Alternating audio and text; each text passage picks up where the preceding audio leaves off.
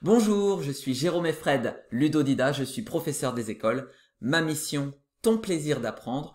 Aujourd'hui, partons à la recherche du gunju fanfaron et du coucou.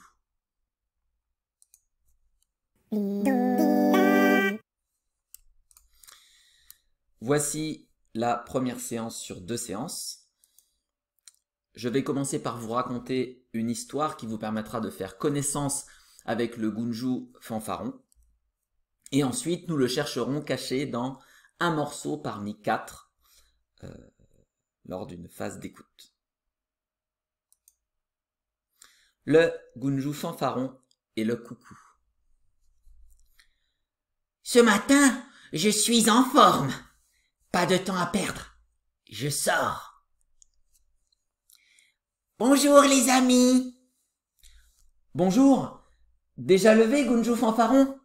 Oui, et je suis dans une forme éblouissante. Le gunju gourmand s'apprêtait à nous raconter ce qui lui est arrivé cette nuit. Oui, figurez-vous que je n'arrivais absolument pas à dormir, alors, pour passer le temps, j'ai avalé 147 choux à la crème. Oh, ce n'est rien du tout. Moi, je peux manger 10 fois plus en une seule nuit. Mais, Laisse donc, gunju gourmand. Le voilà déjà parti vers un autre groupe avec son air satisfait. Ma parole, mais c'est de la glamette que tu as là, Gunju bûcheron. Je n'en ai jamais vu autant. oui, c'est bien de la glamette. Hier, j'en ai trouvé 14 touffes dans la forêt. Formidable. Une fois réduit en poudre, il n'y a rien de meilleur. On va se régaler. Il n'y a vraiment pas de quoi crier comme ça. Moi, dès que je veux, je suis capable de découvrir au moins 30 touffes de glamettes en un rien de temps. Tu prétends vraiment que tu peux trouver plus de glamettes que moi, qui connais la forêt comme ma poche? Le temps de prendre un sac et un couteau, et je suis parti. Le gunju fanfaron s'éloigne.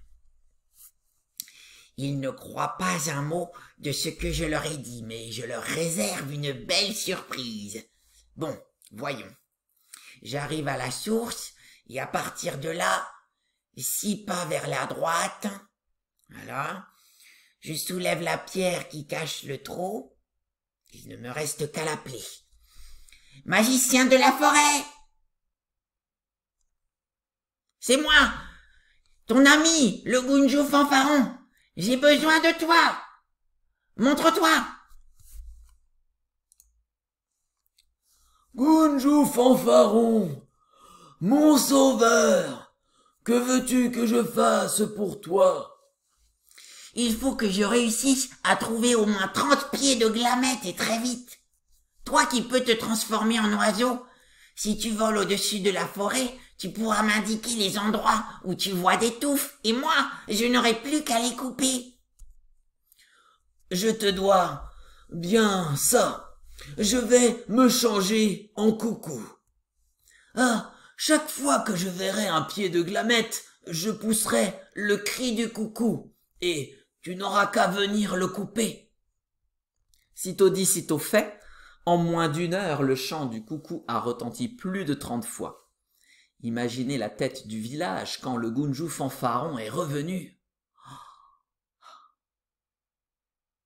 Nous cherchons le gunju fanfaron. Il écoute le magicien qui le prévient en faisant le chant du coucou. Nous cherchons le gunju fanfaron. Il écoute le magicien qui le prévient à chaque fois qu'il voit un pied de glamette en faisant le chant du coucou. Vous allez maintenant pouvoir prendre votre ardoise et écrire sur celle-ci les numéros 1, 2, 3, 4. Ces 4 numéros correspondant aux 4 extraits musicaux que nous allons écouter. Quand vous aurez écouté l'extrait numéro 1, peut-être que vous aurez entendu quelque chose qui vous fait penser au chant du coucou et alors vous mettrez un petit V. Si dans l'extrait 2, vous n'entendez rien, vous mettrez une petite croix. Si dans l'extrait 3, vous entendez quelque chose qui vous fait penser au chant du coucou, vous mettrez un petit V. Et si vous n'entendez rien dans l'extrait 4, vous mettrez une petite croix. À la fin de toute cette écoute qui se fait individuellement et secrètement, on ne communique pas avec les voisins, vous aurez à choisir un extrait parmi ceux sur lesquels vous avez mis un petit V. Celui-là, vous l'entourerez et ce sera pour vous l'extrait dans lequel est caché le Gunju fanfaron. Puis, on effectuera ensuite un vote à main levée, donc toute cette première étape de recherche est individuelle et secrète. Ceci était un exemple, bien sûr, je ne sais pas si le Gunju fanfaron sera dans l'extrait 1, 2, 3 ou 4. J'espère que c'est clair pour vous. Eh bien, c'est parti pour la phase d'écoute, mais avant cela, pour qu'on soit bien clair sur ce qu'on va chercher dans les morceaux de musique, je vous fais écouter un chant d'un coucou.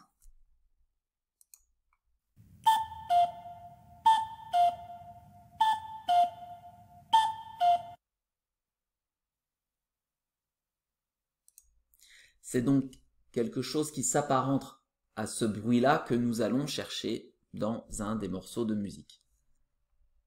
Attention, j'ai l'impression que le Gunju du jour sera bien caché. Soyez bien attentifs pendant l'écoute. Écoutons l'extrait numéro 1, vous allez poser tout ce que vous avez dans les mains.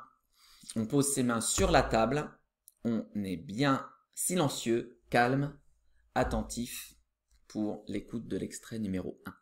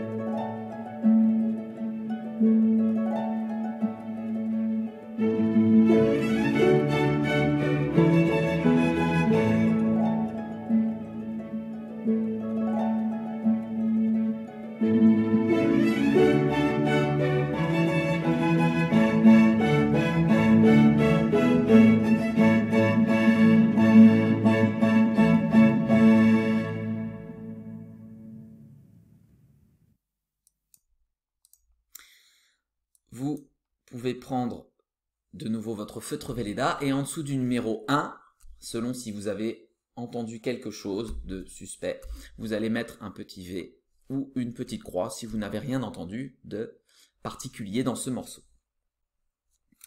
Maintenant que cela doit être fait, je vous invite à poser de nouveau votre feutre Velleda sur la table. Je vous invite à poser vos deux mains sur la table. On est bien silencieux et concentré pour découvrir l'extrait numéro 2.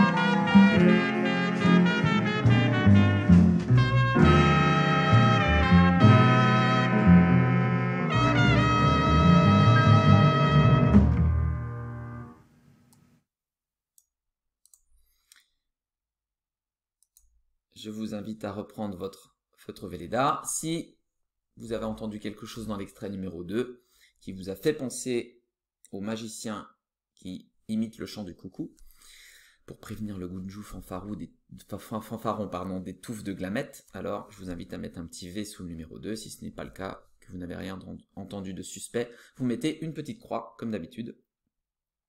Maintenant que c'est chose faite, vous allez reposer ce que vous avez dans les mains. Vos deux mains sont de nouveau sur la table. On est bien calme, attentif, silencieux pour l'écoute de l'extrait numéro 3.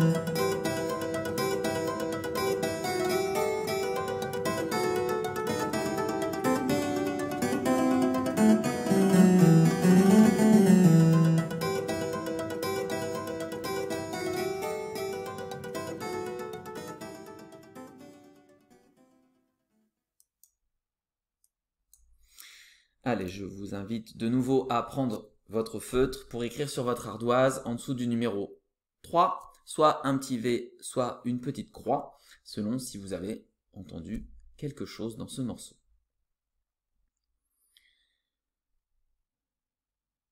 Ça doit être chose faite. Nous allons procéder maintenant à l'écoute du dernier extrait. Voici venir l'extrait numéro 4. Je vous invite à poser ce que vous avez dans les mains. Posez vos mains sur la table. On est bien calme, concentré, attentif et silencieux. C'est parti pour l'extrait numéro 4.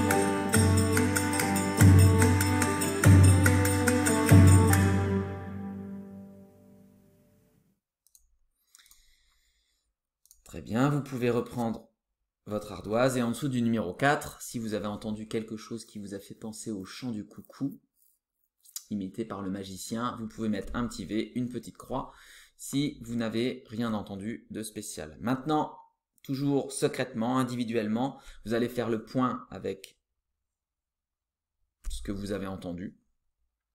Peut-être qu'il y a plusieurs morceaux pour lesquels vous avez repéré quelque chose, alors il va falloir en choisir un seul, celui dans lequel vous pensez que vraiment est caché le Gunju fanfaron et le magicien de la forêt. Sont cachés le Gunju fanfaron et le magicien de la forêt. Je vous invite à entourer ce numéro. Je pense que tout un chacun doit avoir fait la chose. Maintenant, nous allons procéder à un vote à main levée. Que ceux qui ont voté pour l'extrait numéro 1 lèvent la main. Très bien, baissez la main. Ceux qui ont voté pour l'extrait numéro 2, levez la main. Baissez la main. Qui a voté pour l'extrait numéro 3, levez la main. Baissez la main. Qui a voté pour l'extrait numéro 4, levez la main. Très bien, baissez la main. Ce n'était pas évident aujourd'hui, visiblement. Eh bien, le Gunju fanfaron et le magicien de la forêt étaient cachés dans l'extrait numéro 3. Ah oui, attendez, je vais regarder dans cet extrait dans mon ordinateur. Et oui, ils sont là. Oh là là. Hop. Eh bien, merci pour votre aide, car grâce à vous, nous avons pu capturer aujourd'hui le Gunju fanfaron. C'est super. Nous allons pouvoir maintenant passer à la séance numéro 2 que vous réalisez soit à la suite de la première séance, soit plus tard. Dans cette séance, nous reviendrons sur l'objet ou l'instrument qui ont permis d'imiter le chant du coucou. Et puis ensuite, nous remplirons une petite fiche sur cet instrument. Étape 3, donc, reconnaissance. À votre avis, quels instruments ou objets ont permis d'imiter le chant du coucou dans l'extrait numéro 3? Je vous laisse en discuter avec l'adulte qui s'occupe de vous, faire le point sur vos idées avant de vous rejoindre.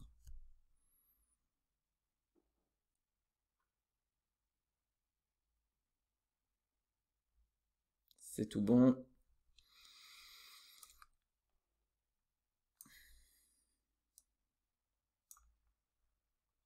Hop. La réponse en vidéo.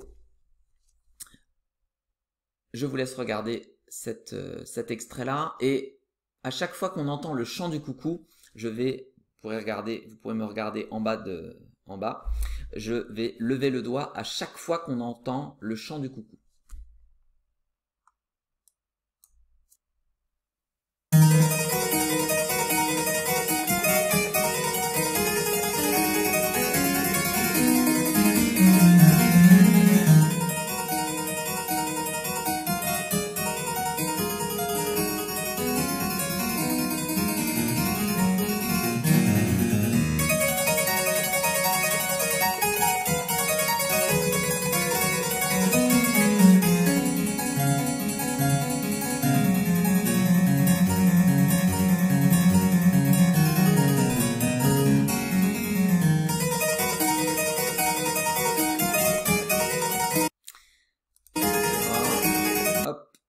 Alors, cette version était beaucoup plus rapide que celle qu'on avait écoutée précédemment. Éventuellement, s'il y a besoin, vous pouvez revenir en arrière dans la vidéo pour réécouter l'extrait numéro 3. Peut-être il sera plus facile d'entendre le chant du coucou. Alors, j'ai essayé d'être précis dans mon lever le doigt, mais c'était pas évident. Attention également, cette version est jouée avec un instrument qui ressemble à un piano. Il y en avait peut-être qui avaient proposé ça. Et en fait, cet instrument est un clavecin. Et donc c'est un instrument de la famille du piano. Alors ici c'est un clavecin digital, c'est-à-dire un clavecin moderne, électronique, qui imite le son du clavecin tel qu'il était il y a longtemps maintenant. Le clavecin, pour la faire courte, c'est un peu l'ancêtre, le grand-père du grand-père du grand-père du piano. Donc avant d'être le piano était un clavecin. Je vais vous montrer dans un instant un autre morceau. Ok. Donc là voici un autre morceau qui est joué cette fois sur un véritable clavecin qui a été rénové, réparé pour pouvoir fonctionner correctement. Et donc un clavecin comme dans l'extrait numéro 3 qu'on avait écouté précédemment.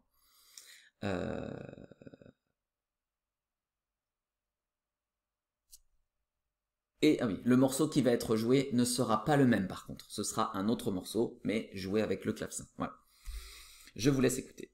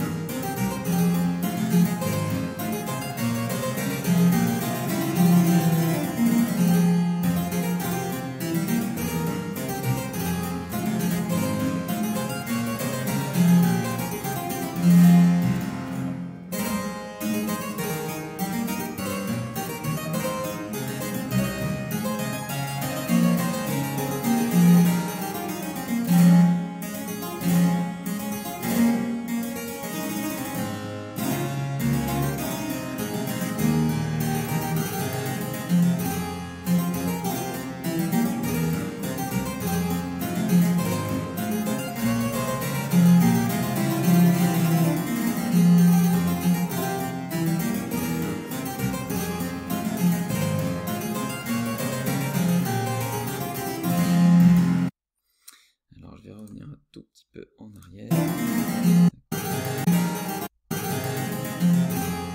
Ok. Vous aurez sans doute remarqué que cet instrument ressemble beaucoup au piano, puisqu'on a dit que c'était l'ancêtre du piano. Je vous laisse l'image ici du clavecin sur la vidéo, et puis je vous affiche également une image d'un piano.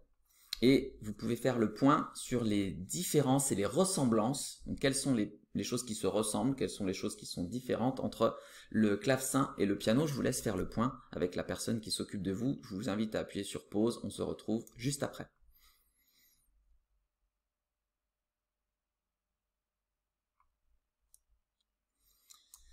Alors, petite synthèse des choses qui ont dû sortir de vos discussions. On a une forme générale qui est assez similaire. Donc on va retrouver une grosse boîte ici. On va retrouver des claviers. Alors sur le piano il y a un seul clavier et ici sur ce clavecin il y a un clavier ici et un clavier au-dessus. Il y a donc deux claviers. Ce qu'on appelle un clavier, c'est une ligne sur laquelle on trouve plein de touches. Sur certains clavecins il y a un seul clavier. Sur d'autres clavecins il y a même 3 claviers, donc il y en a 1, 2 ou 3. Ici, on a un clavecin à 2 claviers. Autre différence aussi au niveau des claviers, c'est que ici, les grosses touches, et qui sont majoritaires, sont blanches sur le piano, et on a quelques petites touches noires. Ici, c'est l'inverse. Les principales touches, les grosses touches sont noires, et les petites touches sont blanches. Autre différence, alors on a un point commun, on peut ouvrir le capot pour voir l'intérieur, d'ailleurs on y verrait des cordes, on les voit à certains moments de la vidéo. Donc on peut ouvrir le capot aussi du clavecin, et par contre ici dans le piano il n'y a rien qui est dessiné, alors que dans le clavecin ici on a une jolie peinture qui est représentée. Alors il faut savoir que à l'époque où on a inventé le clavecin, ce n'était pas un instrument qui était aussi répandu que le piano. C'était quelque chose qui était un peu réservé à des bourgeois, des personnes qui avaient de l'argent, qui étaient fortunés et qui pouvaient s'acheter ce genre d'instrument. Et donc ils avaient suffisamment d'argent déjà pour s'acheter un clavecin, et puis ils avaient aussi de l'argent pour se payer les services de peintres talentueux, qui donc étaient payés pour venir faire de belles peintures à l'intérieur des clavecins pour les décorer et en faire de jolies pièces uniques. Donc ici on a une jolie peinture à l'intérieur du clavecin.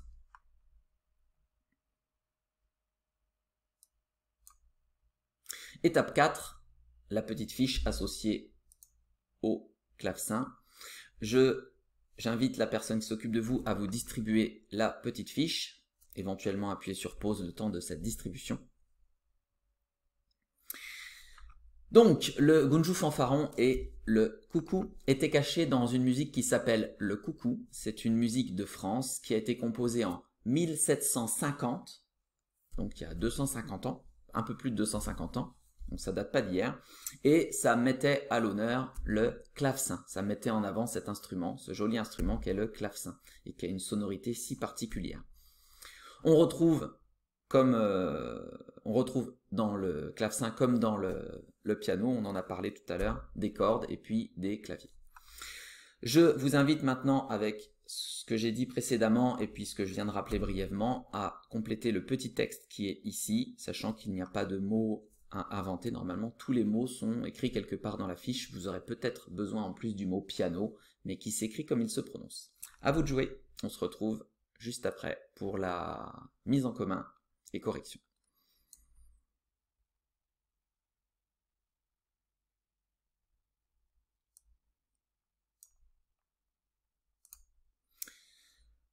Je vous laisse vérifier vos réponses. Donc le clavecin fait partie des instruments à cordes. On a les cordes qui sont ici, à l'intérieur de la grosse boîte. Il possède 1, 2 ou 3 claviers. Celui qu'on a vu dans la vidéo en possédait 2, tout à fait.